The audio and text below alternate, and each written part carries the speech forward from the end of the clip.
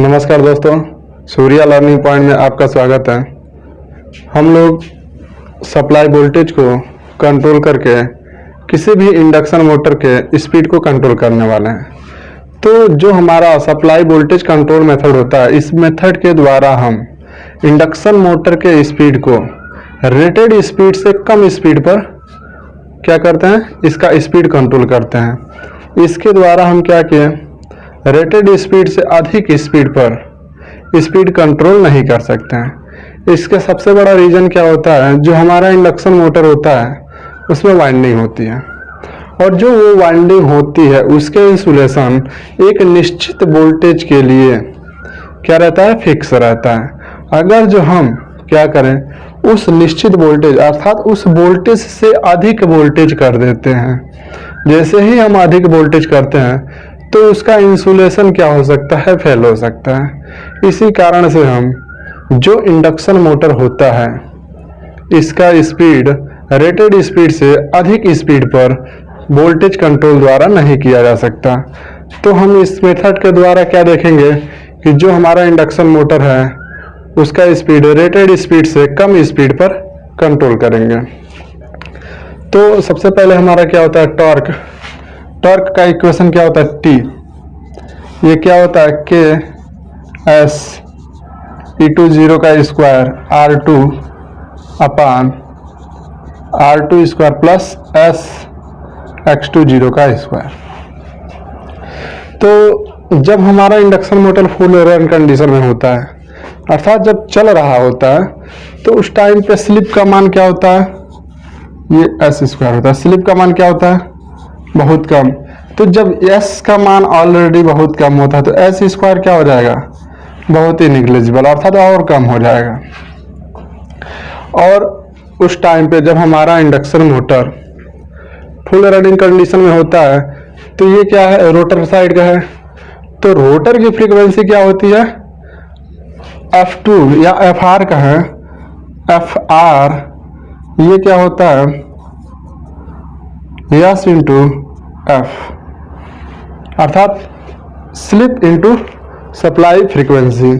तो जैसे ही ये स्लिप का मान बहुत कम होता है तो ये इसका फ्रीक्वेंसी का मान क्या हो जाता है, बहुत ही कम। तो इस कारण से अब क्या होगा, एक्स क्या होता है, एक्स बराबर क्या होता है, या एक्सएल कह लें, तो ये क्या होता है 2 पाई एफ इंटू एल। तो यहाँ से जब फ्रीक्वेंसी का मान कम होता है तो एक्सएल का वैल्यू क्या होगा, कम होगा। तो इसके अनुसार हम देखेंगे क्या कि जो हमारा इंडक्शन मोटर का रोटर का जो क्या है इंडक्टिव रिएक्टेंस है वो ऑलरेडी क्या है, बहुत ही कम है। तो जब एक्स स्क्वायर होगा तो ये क्या हो जाएगा, व्हेन ये क्या है, एक्स इज लेस। तो यहाँ से X2 0 जब देखेंगे स्क्वायर में तो ये क्या हो जाएगा, और ही कम हो जाएगा। और जब ये कम हो जाएगा तो इसके अनुसार क्या हो जाएगा, ये टोटल टर्म एस X2 0 का स्क्वायर ये क्या हो जाएगा, इज नेग्लिजिबल।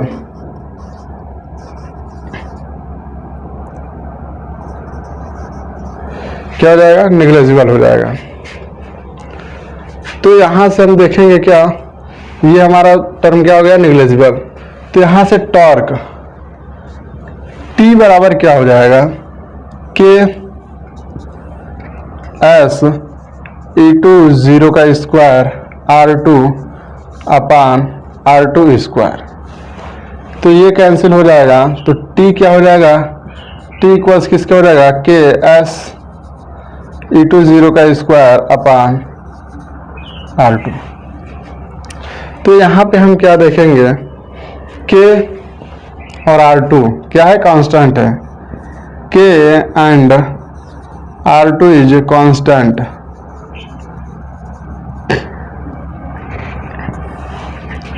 तो ये T किसके प्रोपोर्शनल होगा, T प्रोपोर्शनल हमारा हो जाएगा S E2 0 का स्क्वायर। अब यहां से हम क्या देखते हैं, जो हमारा इंडक्शन मोटर का ET0 अर्थात रोटर में इंड्यूस वोल्टेज होता है वो किसके बराबर, किसके प्रोपोर्शनल होता है, ये होता है हमारा सप्लाई वोल्टेज के प्रोपोर्शनल होता है। तो यहाँ से E20 किसके प्रोपोर्शनल हो जाएगा, V1 या V कह लें। तो यहाँ से ये क्या हो जाएगा, टी प्रोपोर्शनल क्या हो जाएगा, हम लिख सकते हैं S इंटू वी का स्क्वायर। जब हमारा इंडक्शन मोटर किसी निश्चित लोड पे चल रहा होता है और उसी लोड को वहन करते हुए हम स्पीड को कंट्रोल करते हैं, तो वहां से क्या है, लोड टॉर्क जो हमारा है वो क्या है, कांस्टेंट है। तो यहां से क्या हो जाएगा, लोड टॉर्क इज कांस्टेंट।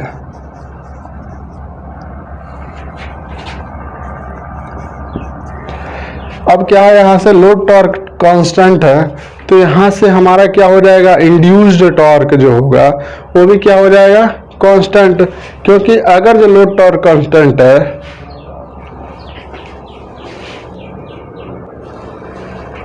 अगर जो हमारा क्या है, लोड टॉर्क कांस्टेंट है, तो वहां पे इंड्यूस्ड टॉर्क का मान अगर जो कम हो जाता है, तो जो हमारा इंडक्शन मोटर है वो क्या होगा, लोड को बियर नहीं कर पाएगा, अर्थात हमारा इंडक्शन मोटर घूमेगा नहीं, रुक जाएगा। तो यहां से इस प्रकार से क्या हो जाएगा, when load torque is constant, तो क्या हो जाएगा, then induced torque is constant.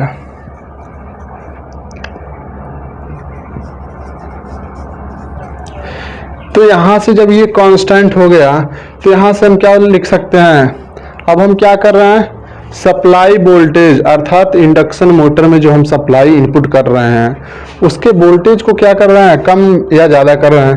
तो यहाँ से क्या हो जाएगा, तो ये हो जाएगा S1, इसको लिख सकते हैं क्या, V1 स्क्वायर इक्वल्स किसके हो जाएगा, S2 V2 स्क्वायर इक्वल्स किसके हो जाएगा, S3 V3 स्क्वायर।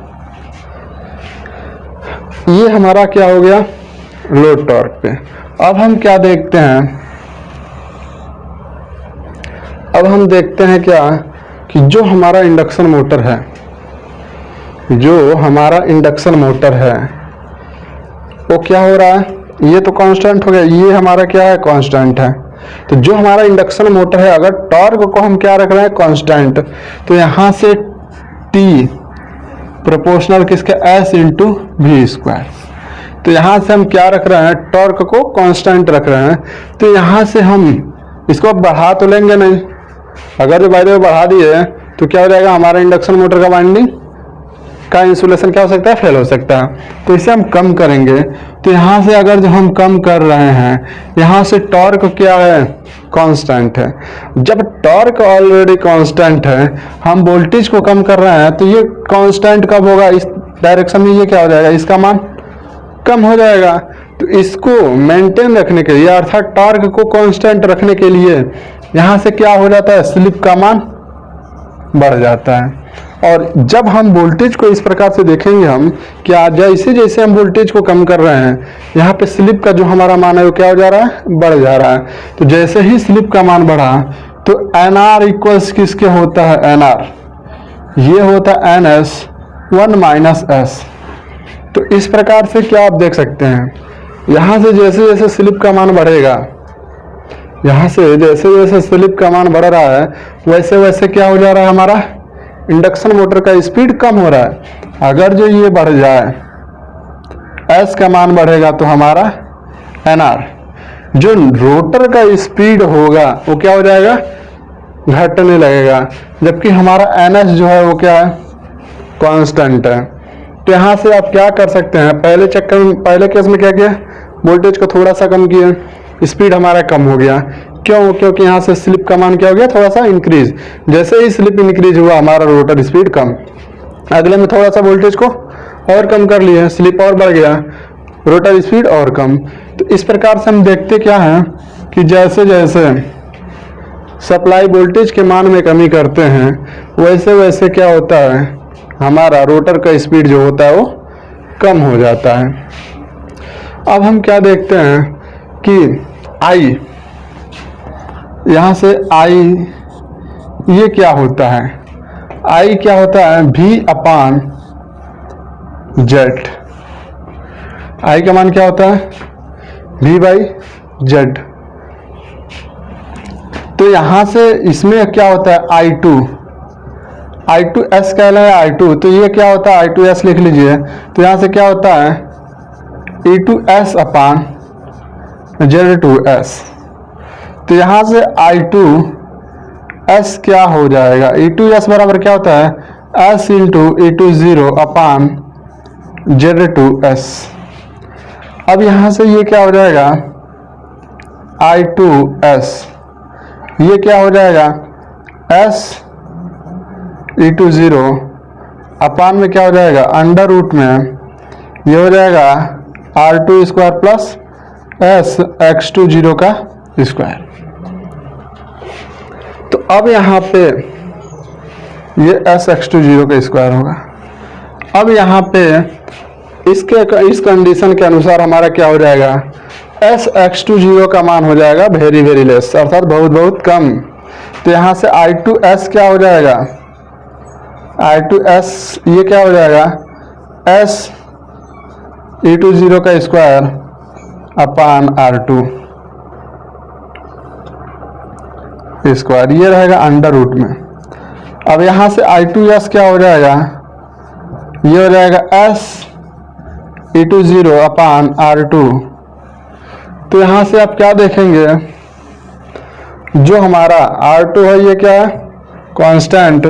तो यहाँ से I2s ये क्या हो जाएगा यस, या इससे आप क्या लिख सकते हैं s, और ये E20 किसके प्रोपोर्शनल है v के प्रोपोर्शनल है। जो हमारा E20 है अर्थात रोटर में इंड्यूस जो वोल्टेज है वो किसके प्रोपोर्शनल है सप्लाई वोल्टेज के। तो यहां से क्या लिख सकते हैं s इंटू v। तो हम लोगों ने क्या देखा I2s इक्वल्स किसका है s इंटू v, या ये कह लें जो हमारा I2 है ये क्या है इक्वल है किसके s इंटू v, या प्रोपोर्शनल कह लें ये किसके है s इंटू v, क्योंकि r क्या है वहां पे कांस्टेंट था। तो अब हम क्या कर रहे हैं, अब हम इंडक्शन मोटर के स्पीड को कम करने के लिए हम सप्लाई वोल्टेज को क्या कर रहे हैं कम कर दे रहे हैं। तो जो हमारा S2 है S2 ये क्या हो जा रहा है 4 इंटू S1, अर्थात जो स्टार्टिंग जो नॉर्मली कंडीशन में जो हमारा स्लिप था उसके 4 गुना हो जा रहा है। तो यहाँ से अब हम क्या करेंगे S1 V1 ये इक्वल्स किसका है S2 इंटू V2। तो यहाँ से अब हम क्या रखेंगे S1 इंटू V1 ये बराबर किसके हो जाएगा S2 बराबर क्या रख लेंगे 4 into S1 into V2। S1 से हमारा S1 कैंसिल हो जाएगा, तो V2 का मान निकालेंगे तो क्या हो जाएगा V1 अपान 4, ये सॉरी स्क्वायर है।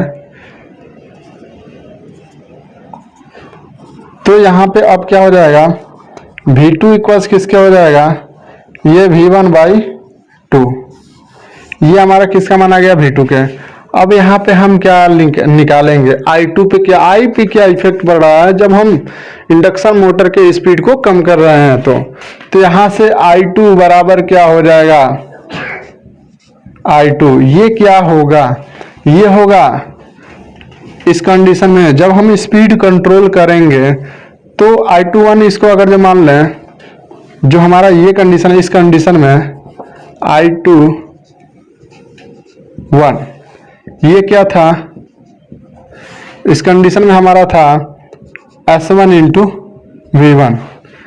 अब क्या हो रहा है, अब हमारा हम निकाले I22 अर्थात जब वोल्टेज को हम थोड़ा सा कम कर रहे हैं तो ये क्या हो जा रहा है S2 इंटू V2। तो I22 ये क्या हो जा रहा है S2 का मान हमारा क्या है 4 इंटू S1, तो इसे रख सकते हैं 4S1, और V2 का वैल्यू क्या निकाले हैं V1 बाई 2। यहाँ से ये 2 से 4 क्या हो जाएगा कैंसिल, तो यहाँ से I2 हमारा क्या हो जाएगा 2S1 इंटू V1। तो I2 का मान क्या लिख सकते हैं 2 इंटू I1। अर्थात इस कंडीशन में जो हमारा इंडक्शन मोटर है वो पहले के अपेक्षा क्या कर रहा है, एक्स्ट्रा करंट ले रहा है, अर्थात अधिक करंट ले रहा है। क्योंकि जो हमारा I21 था पहले नॉर्मली कंडीशन में, वो करंट था क्या, I1 मान लें, तो इस कंडीशन में या I21 मान सकते हैं। तो इस कंडीशन में जो हमारा, जब हम स्पीड कंट्रोल किए, इस कंडीशन में क्या हो रहा है, हमारा इंडक्शन मोटर पहले के डबल करंट ले रहा है। तो इस प्रकार से इस विधि के द्वारा जब हम इंडक्शन मोटर का स्पीड कंट्रोल करते हैं तो इंडक्शन मोटर जो होता है वो पहले की अपेक्षा क्या करता है, अधिक करंट लेता है। अब इसका क्या है, टॉर्क एंड स्लिप कैरेक्टरिस्टिक। तो इधर क्या होता है, इधर है हमारा स्पीड और ये क्या है, ये हमारा है टॉर्क। नॉर्मली कंडीशन में जो हमारा इंडक्शन मोटर था वो कुछ ये ग्राफ बना रहा था। तो जो हमारा इंडक्शन मोटर होता है स्टार्टिंग नॉर्मली कंडीशन में कहाँ पे, इस स्पीड पे चल रहा था। ये हमारा क्या है, NR1 और ये NS1। अब हम क्या कर रहे हैं, दूसरे केस में हम इंडक्शन मोटर का स्पीड क्या कर रहे हैं, यानी वोल्टेज जो है उसे कम कर ले रहे हैं। तो स्पीड पे क्या इफेक्ट पड़ रहा है, यहां से हम जैसे ही हम वोल्टेज को क्या किए, कम किए, तो ये तो हमारा मैक्सिमम टॉर्क का कंडीशन तो एक ही साइड में रहेगा। तो यहां से अगर जो ये हमारा क्या रहेगा, लोड टॉर्क, तो यहां से अब हम देखें तो जो हमारा रोटर का स्पीड होगा वो क्या हो जाएगा, ये हो जाएगा NR2।